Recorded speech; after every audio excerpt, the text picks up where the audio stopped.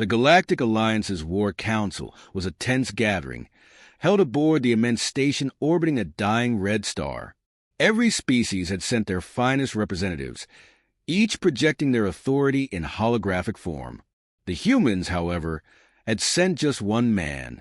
Captain Nathan Cole stood in the center of the chamber, arms crossed, his weathered uniform contrasting sharply with the sleek, polished attire of the alien dignitaries.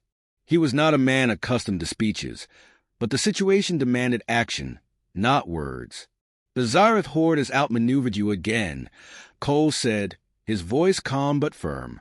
"Elthan 4 is days away from falling, and your fleets are too far to intervene. My fleet is in range. Let us handle it." The laughter was immediate, an eerie blend of alien tones. The delegation from the Calorith Dominion, a race known for their crystalline intelligence, chimed first. "Your so-called fleet is a relic of your primitive past," one of them said, its voice like chimes shattering. "You cannot possibly hope to engage the Xyrath with such toys." Cole's jaw tightened, but he didn't flinch. "Our toys might surprise you," he said, locking eyes with the Calorith representative's glowing core. The truth was, humanity's fleet was outdated. The ships were a patchwork of obsolete technology, retrofitted with human ingenuity to extend their usefulness. The Galactic Alliance had all but written humanity off, granting them the bare minimum of resources. Their decision to maintain analog systems and chemical missiles was seen as backward, even comical. Yet, in a galaxy where advancements came with a dependency on fragile energy grids and centralized AI, humanity's stubborn independence had kept them afloat. When the Council adjourned, the consensus was clear. Humanity could go, but they would do so without the Alliance's support.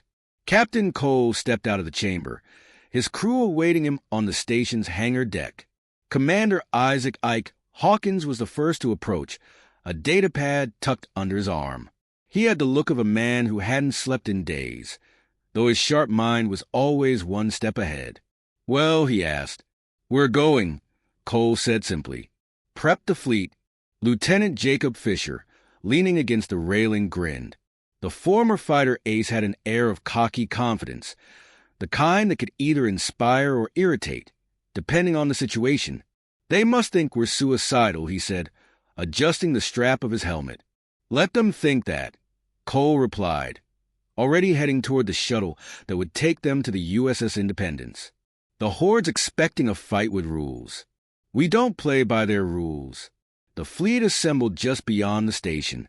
Viewed from a distance, it was an unimpressive sight. Battered hulls, visible scorch marks from years of patchwork repairs, and designs that seemed decades behind the sleek alien ships. Yet, to those who crewed them, these ships were a testament to human determination. They had names like Valiant, Liberty, and Ironclad, names meant to invoke strength, even when resources were scarce. On board the USS Independence, Cole surveyed the bridge. Hawkins was already at his console, running diagnostics.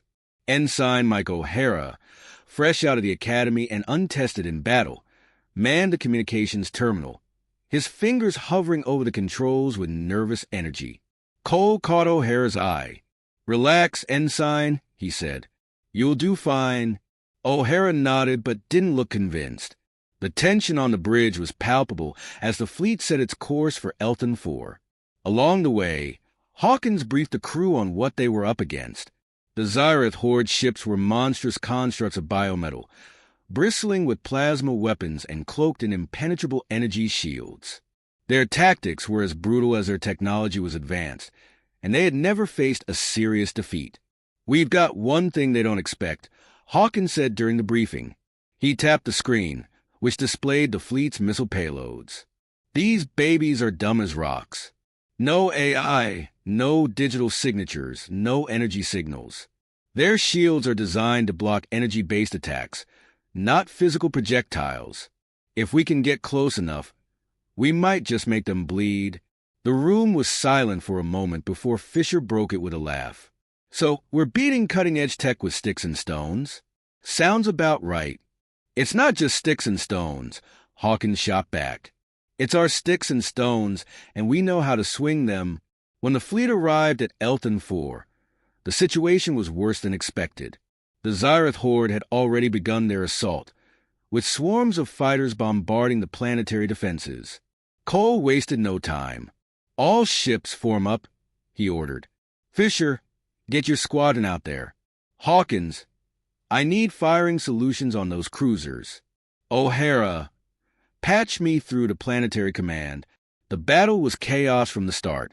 Fisher led his squadron in a daring dive through enemy formations, outmaneuvering Xyrath fighters that relied too heavily on their advanced targeting systems. The human fighters were smaller, faster, and piloted by individuals willing to risk everything. On the Independence, Hawkins coordinated a missile barrage aimed at the heart of the Xyrath fleet. The first volley was a test, aimed at gauging the effectiveness of their strategy. When the missiles struck, the explosions were dazzling, but the shields held. Hawkins cursed under his breath, recalibrating.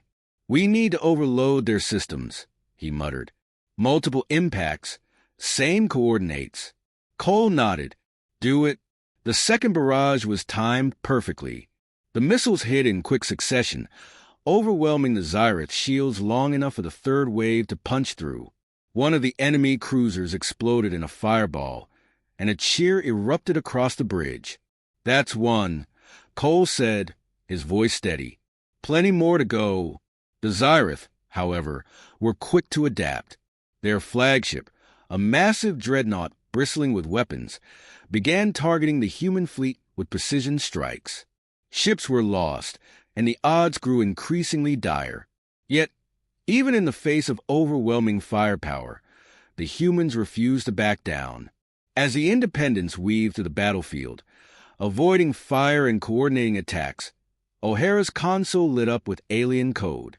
"Captain, I think I can break into their comms network," he said. "Do it," Cole replied without hesitation. O'Hara's hands moved with surprising speed, his nerves giving way to focus. Within moments, he had hacked into the Xyrath systems, feeding them false data. Their fleet began firing at phantom targets, giving the humans a much-needed reprieve. Hawkins glanced at O'Hara and gave him a rare nod of approval. "Not bad, rookie." As the battle raged on, it became clear that this was no ordinary engagement. The humans, with their obsolete fleet and unconventional tactics, were proving to be a far greater challenge than the Xyrath had anticipated. But the tide was far from turned, and the fleet was running out of time. Cole stood at the center of the bridge, his eyes fixed on the tactical display. "We're not here to survive," he said quietly, more to himself than anyone else. "We're here to win." The words hung in the air as the battle entered its next phase, the outcome uncertain but the resolve of the crew unshakable. The asteroid belt surrounding Elton 4 was a graveyard of potential.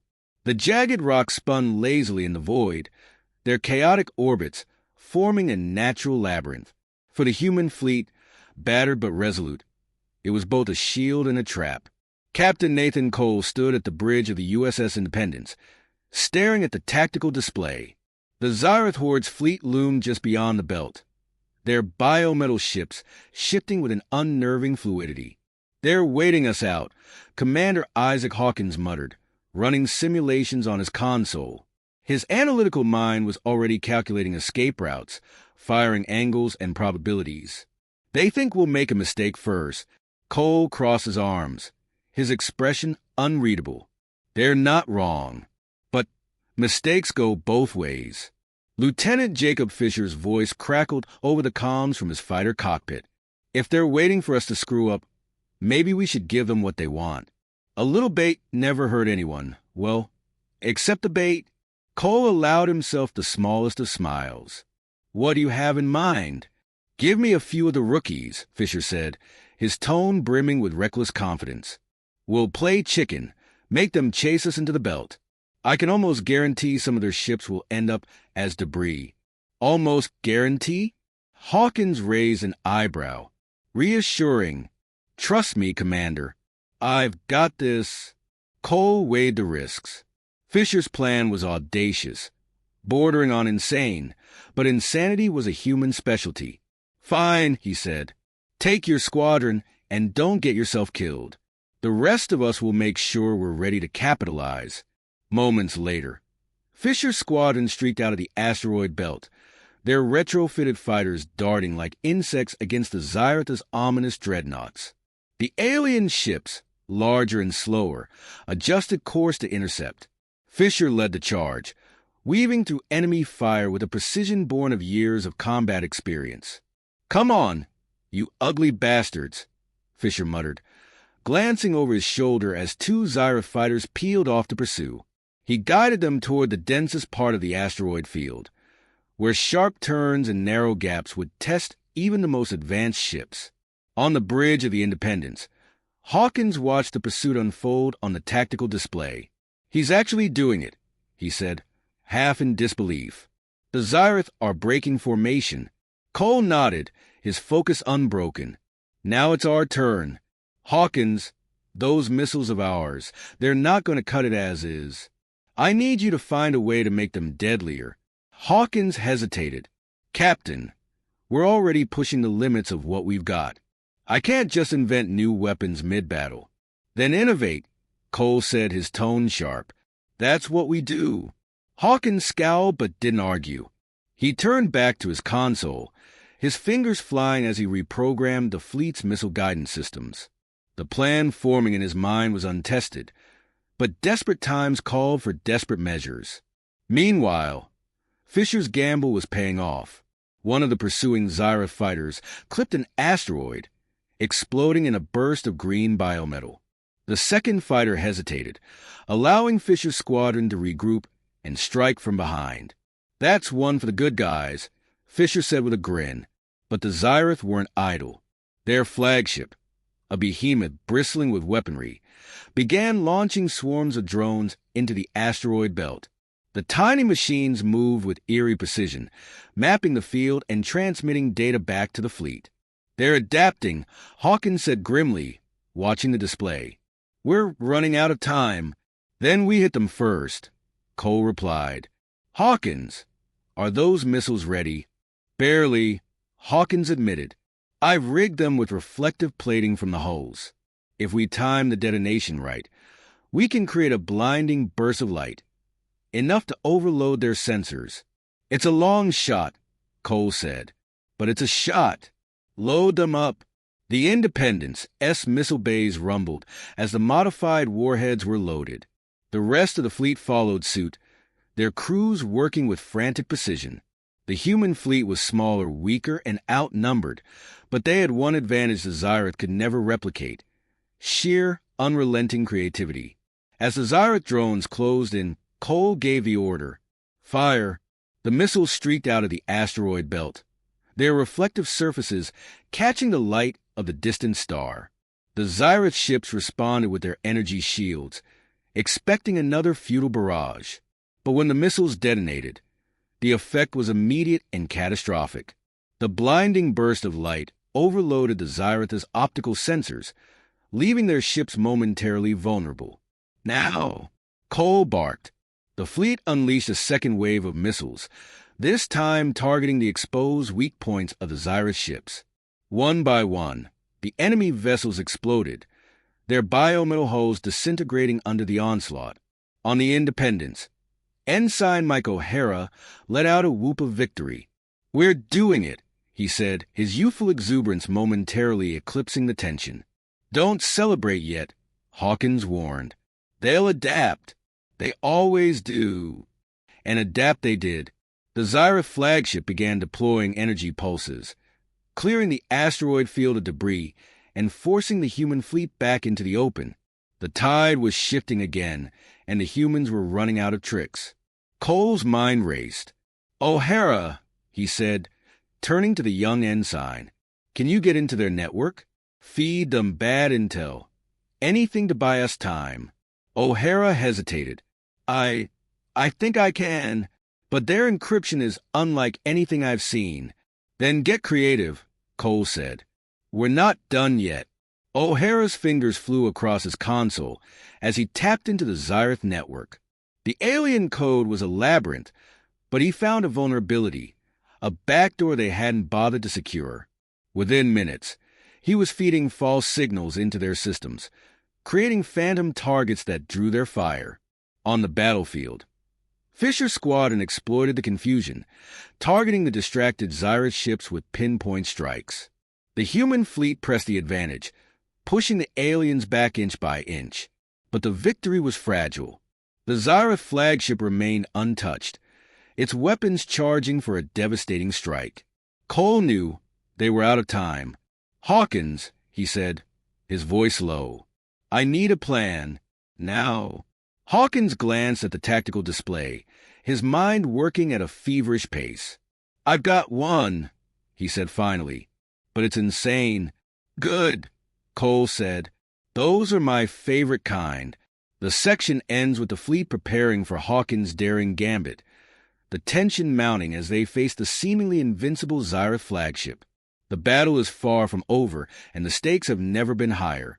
The bridge of the USS Independence was unerringly quiet as Commander Isaac Hawkins detailed his plan. His voice was steady, but the weight of the gamble was clear in every syllable. The flagship's primary weapon is its Achilles heel. It's siphoning energy from the surrounding ships to fire. If we disrupt that network, the weapon will destabilize and hopefully take their fleet with it. Captain Nathan Cole studied the tactical display. The Xyris flagship was a colossus, its shimmering biometal surface undulating as if alive. Around it, the remaining Xyris fleet formed a protective perimeter. The odds were grim, but the gleam in Hawkins' eyes hinted at something more. "What's the catch?" Cole asked. Hawkins smirked grimly. "We'll need to get a ship close enough to deliver a concentrated EMP charge. The flagship's energy core will do the rest. But whoever pilots that ship won't make it back." The air in the room grew heavy. Lieutenant Jacob Fisher's voice broke the silence, crackling over the comms from his fighter. "Sounds like a one-way ticket." "I'll take it." Cole shook his head sharply. "You're our best fighter pilot, Fisher. We can't afford to lose you." "With respect, Captain," Fisher replied, "I think this is the one time you can't afford not to. I've danced with these bastards all day. I know how they move." Hawkins opened his mouth to argue, but Cole raised a hand. "Enough," he said firmly. "Fisher, you're not going in alone. We'll send a decoy team to draw fire. Hawkins, coordinate their approach. O'Hara, keep feeding false data to keep them guessing. We've got one shot at this." The crew snapped into action, the tension replaced by a determined resolve. On the bridge, Ensign Mike O'Hara's hands flew across his console as he refined the false signals, his earlier hesitation replaced by a surprising confidence. Hawkins leaned over his shoulder, his sharp eyes scanning the data.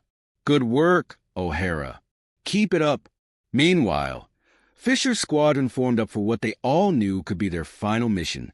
"All right, boys," Fisher said, his usual bravado tempered by the gravity of the situation.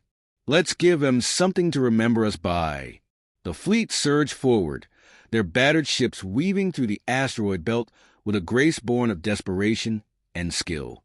The Xyris, still disoriented by O'Hara's phantom signals, fired sporadically, their precision faltering.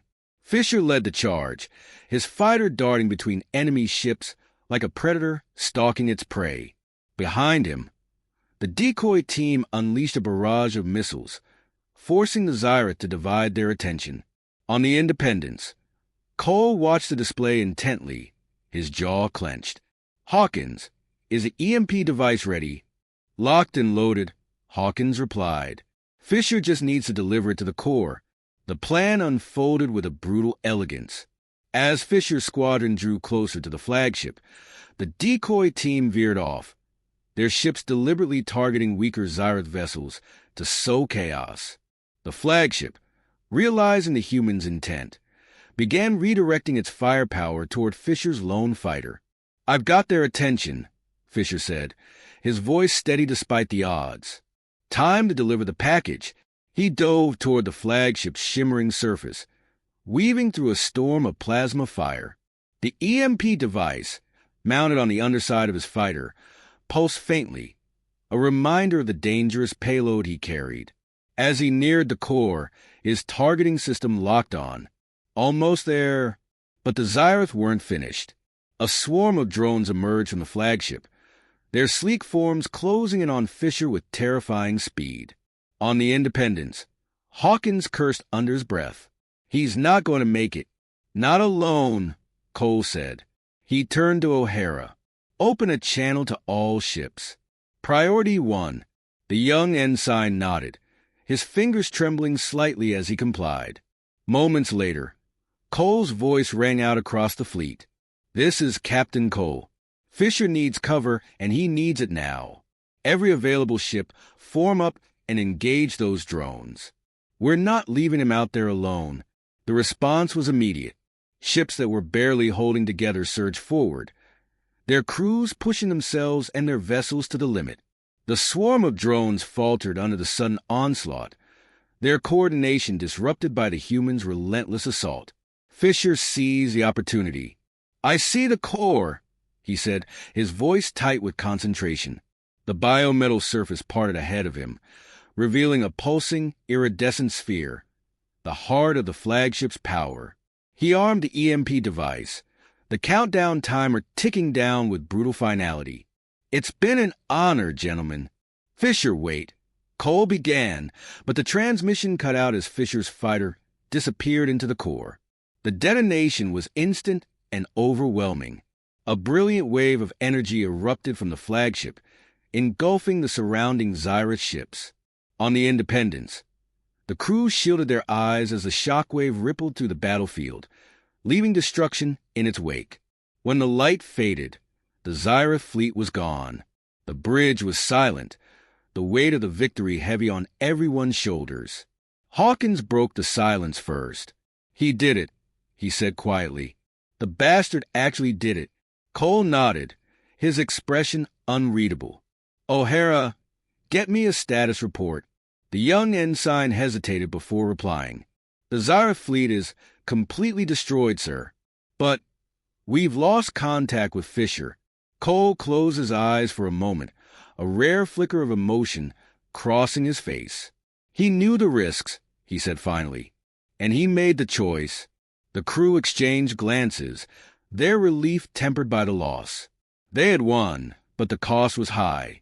Cole straightened, his voice firm once more. "Signal the remaining fleet. We're heading back to Eltham 4 to assist with relief efforts. This isn't over." As the fleet regrouped, the Independence led the way, its battered hull a testament to humanity's resilience. The galaxy had underestimated them, dismissing their outdated ships and unconventional tactics. But today, they had proven that adaptability and courage could overcome even the most advanced adversaries. In the quiet of the bridge, Hawkins turned to Cole. "Think they'll take us more seriously now?" Cole allowed himself a small, grim smile. "They'll have no choice. The battle was over, but the war was far from won. The humans had shocked the galaxy, but they knew the Xyrath horde wouldn't forget. For now, though, they would savor the victory and prepare for whatever came next."